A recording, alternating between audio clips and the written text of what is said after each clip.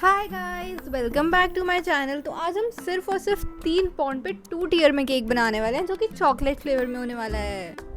तो सबसे पहले मैंने स्पॉन्जेस बेक कर लिया और मैंने क्रीम भी बहुत सारी बीट कर ली। और ये जो मैं कट करने के लिए यूज़ कर रही हूँ इसको ब्रेड नाइफ कहते हैं। स्पॉन्ज की लेयर्स करने के लिए हम ब्रेड नाइफ का यूज़ करते हैं। तो सबसे पहले मैंने टॉप वाला पार्ट रिमूव कर दिया जो कि हम केक के बीच में नहीं यूज़ करने वाले हैं। फिर उसके बाद मेरे को थोड़ा हाइटेड सा केक चाहिए था, इसलिए मैंने केक की 4 लेयर्स करी हैं। बिल्कुल परफेक्ट लेयर्स करने के लिए पहले हमें साइड्स पे मार्क कर लेना है, फिर उसके बाद हमें कट करना है। इससे हमें बहुत अच्छे से आइडिया लग जाएगा और स्पॉन्ज गलत कट नहीं होगा। मैंने जो दूसरा वाला केक था जो ऊपर वाली टियर थी उसकी भी मैंने लेयरिंग करना स्टार्ट कर दिया है। उसकी भी मैंने सेम तरीके से ही लेयरिंग करी है। जो सबसे टॉप वाला पार्ट होता है केक का वो हम इसलिए रिमूव कर देते हैं क्योंकि वो थोड़ा सा हार्ड होता है। फिर उसके बाद मैंने केक को सोक करने के लिए नॉर्मल पानी यूज़ करा है क्योंकि हमारा केक बहुत ज़्यादा सॉफ्ट होना चाहिए गाइस। केक सोक करने के बाद मैंने केक के ऊपर पाइपिंग बैग से क्रीम लगाई है क्योंकि पाइपिंग बैग से क्रीम बहुत इवनली और आराम से लग जाती है और कहीं ज़्यादा कम वाला सीन भी नहीं होता है। फिर उसके बाद जो मैं केक को फिनिशिंग दे रही हूँ, मतलब क्रीम जो मैं फैलाने के लिए नाइफ़ यूज़ कर रही हूँ उसे पैलेट नाइफ़ कहते हैं।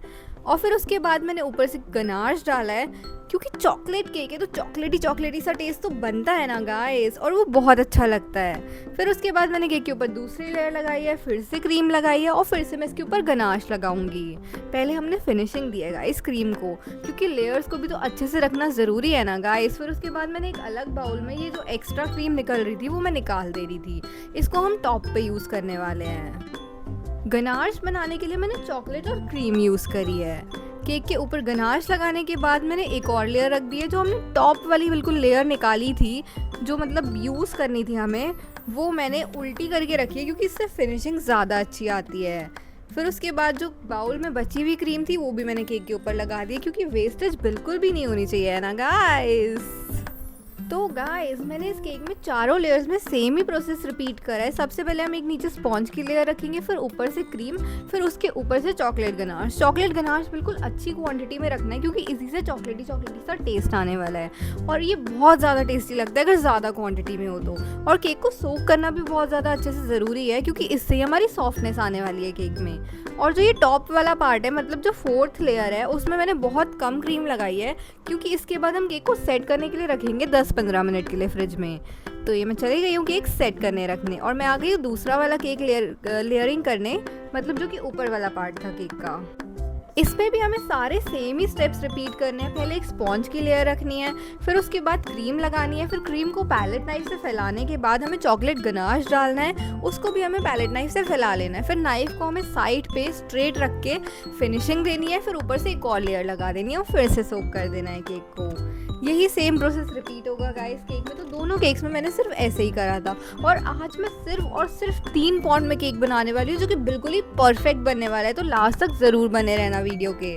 कई लोग ऐसा होता है कि 3 पाउंड में केक नहीं बनाते हैं 2 टीयर पे, बट बहुत आसानी से बन जाता है गाइस।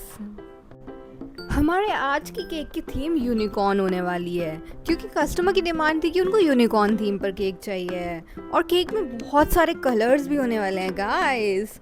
तो ये मैंने यहाँ पे केक की 3 लेयर्स असेंबल कर दी हैं।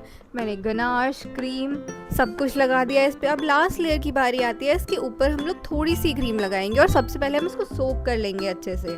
सोक करने के बाद जो बाउल में क्रीम बची थी वही मैंने पैलेट नाइफ से केक के ऊपर फैला दी है क्योंकि अभी हमें इसको सेट करने रखना है। और फिर अगर हम अभी से इसमें बहुत ज़्यादा क्रीम लगा देंगे तो वो बहुत क्रीमी सा केक लगेगा। तो ये हमारे दोनों केक की क्रम कोटिंग हो गई है। तो मैं दोनों केक सेट करके ले आई हूँ फटाफट से। मतलब मैंने सेट नहीं करे, मैंने फ्रिज में रख दिए थे 15-20 मिनट के लिए जो बहुत अच्छे से सेट हो गए हैं ताकि जब हम फिनिशिंग करें तो इसमें कोई केक के क्रम्स ना आए और कोई प्रॉब्लम क्रिएट ना करें वो। तो सबसे पहले मैंने नीचे टील कलर यूज़ करा है, फिर उसके ऊपर मैंने पिंक कलर लगाया है और उसके ऊपर मैंने लेवेंडर कलर लगाया है। जैसे कि हमारा एक यूनिकॉर्न थीम पर है तो हम इसमें 3 कलर्स यूज़ करने वाले हैं। तीनों ही कलर की क्रीम्स मैंने पाइपिंग बैग में फिल कर ली थी ताकि वो बिल्कुल अच्छे से केक पे लग जाए और ज़्यादा और कम वाला सीन ना रहे। फिर उसके बाद मैंने पैलेट नाइफ का यूज़ करा था केक को फिनिशिंग देने के लिए। पहले मैंने केक की साइड पे फिनिशिंग दे ली थी, फिर उसके बाद मैंने केक के टॉप पर फिनिशिंग दी और मैंने बिल्कुल एजेस भी शार्प कर दिए थे। और फिर मुझे नीचे की साइड पे कहीं कहीं पे क्रीम कम लग रही थी और फिनिशिंग सही नहीं लग रही थी तो मैंने थोड़ी और क्रीम लगाई केक के ऊपर। फिर मैंने दोबारा से इसको फिनिशिंग दी है। सबसे मेन पार्ट है केक की फिनिशिंग, क्योंकि इसी से केक का बहुत प्यारा सा लुक आने वाला है। तो मैं बिल्कुल नाइफ़ को क्लीन करते हुए बहुत अच्छे से केक को फिनिशिंग दे दी है। फिर उसके बाद मैंने केक के ऊपर टॉप में सिलिकॉन वाला ब्रश यूज़ करा था ताकि उसमें थोड़ी बहुत लाइंस दे सकूँ मैं। नीचे वाली टियर की फिनिशिंग पूरी हो गई है तो मैंने उसको फ्रिज में रख दिया सेट होने के लिए, और फिर उसके बाद मैंने ऊपर वाली टियर की फिनिशिंग स्टार्ट कर दी है। इसमें भी मैंने सेम ही प्रोसेस रिपीट करा है, नीचे टील कलर, ऊपर पिंक, फिर उसके ऊपर लेवेंडर कलर। और इसमें मैंने पानी में डिप करा है पैलेट नाइफ को, क्योंकि यहाँ पे क्रीम फटी फटी सी हो रही थी। बहुत ज़्यादा गर्मी है गाइस, इस वजह से क्रीम फट जाती है। तो कभी ऐसा हो तो हम पाइपिंग बैग में क्रीम लगा के वैसे ही सेम यूज़ करेंगे, पर हम नाइफ को पानी में डिप कर लेंगे। इससे थोड़ा सा पानी लग जाएगा केक के ऊपर, तो इसमें फिनिशिंग अच्छे से आ जाएगी केक पे, और ज़्यादा प्रॉब्लम भी नहीं होगी। और जो क्रीम फटी फटी सी लग रही है वो भी सही हो जाएगी थोड़ी बहुत।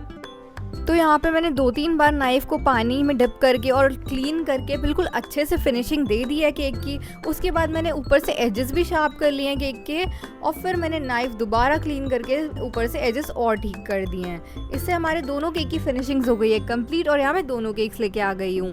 उसके बाद मैंने ये पेपर पे प्रिंट आउट्स निकलवा लिए थे जो कि यूनिकॉर्न थीम पर थे। ये मैंने फ़ोटो पेपर पे निकलवाए थे, ये मैं कट करके केक पे लगाने वाली हूँ।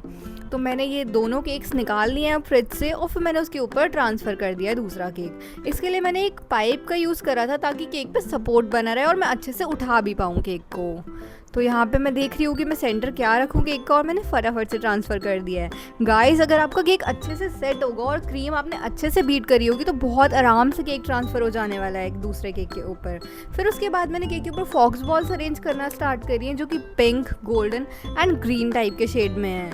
मैंने नीचे वाली टियर की दोनों साइड्स पे फॉक्स बॉल लगाई हैं, उसके ऊपर सेंटर में भी लगाई हैं, और टॉप पे भी मैंने फॉक्स बॉल्स लगाई हैं। हर जगह पे मैंने 3-3 फॉक्स बॉल्स लगाई हैं, और हर जगह पे 3-3 कलर्स लगाए हैं। फिर उसके बाद मैंने यूनिकॉर्न के टॉपर्स जो कट करे थे वो भी मैंने केक पे लगाना स्टार्ट कर दिए हैं। इसमें मैंने इट्स माई यूनिकॉर्न बर्थडे वाला टॉपर लगाया है, एक यूनिकॉर्न की इमेज निकलवाई थी मैंने, वो भी मैंने केक के ऊपर लगा दिया है, और उसके ऊपर मैंने एक रेनबो टाइप का लगाया है। ये मैंने बिल्कुल दबा के सेट कर दिया ताकि ये निकले ना केक के ऊपर से।